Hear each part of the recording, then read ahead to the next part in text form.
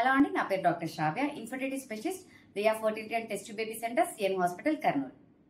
So ఈ రోజు మనం తెలుసుకోబోయే టాపిక్ ఏంటంటే ఐవీఎఫ్ ప్రొసీజర్ ఎలా చేసామో ముందు వీడియోలో నేను చెప్పాను కదా. సో ఐవీఎఫ్ ప్రొసీజర్ వల్ల ప్రెగ్నెన్సీ ఎంతవరకు వస్తుంది, ఎంతవరకు ప్రెగ్నెన్సీ మనకు వచ్చే ఛాన్సెస్ ఉన్నాయని తెలుసుకుందాం ఈరోజు. సో మనం ఐయుఐలో ఏం చేస్తామంటే ఇక్కడ కణాలు అనేది తీసుకొని డైరెక్ట్ గా ఇక్కడ గర్భసంచిలో వేయడం అనేది జరుగుతుందన్నమాట. సో అంతవరకే మనం ఐయుఐ ప్రొసీజర్ చేసేది. కానీ నార్మల్గా ఇక్కడున్న ఎగ్ రిలీజ్ అయ్యి ట్యూబ్లోకి వెళ్ళి ఇక్కడ ఎగ్ ఉండాలి. అలానే మనం ఇక్కడ వేసిన కణాలలో ఏదో ఒక కణం ఇక్కడికి వెళ్ళి ఎగ్ని కలవాలి. అలానే ఇక్కడ బేబీ ఫామ్ అవ్వాలి. ఇక్కడ ఫామ్ అయిన బేబీ వచ్చి తిరిగి ఇక్కడ అతుక్కోవాలి. ఇదంతా కూడా న్యాచురల్గా జరగాల్సిన ప్రాసెస్ అన్నమాట.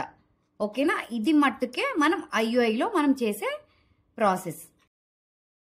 ఇందాక మీకు ఎక్స్ప్లెయిన్ చేశాను కదండి. సో మనం ఐవీఎఫ్ ప్రొసీజర్ అనేది కణాలు మట్టుకే మనం గర్భసంచిలోకి వేస్తాం.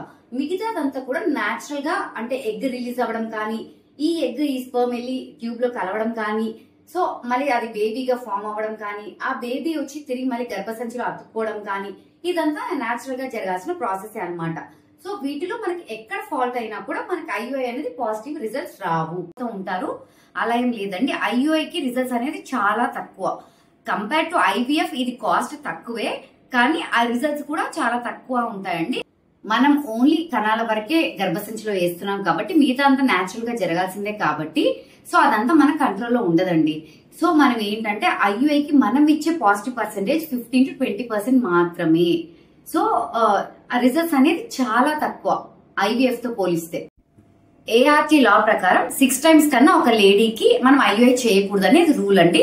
సో ఎంతో కొంత ఐయుఐ గురించి మీకు అవగాహన వచ్చిందని అనుకుంటాను. Thank you.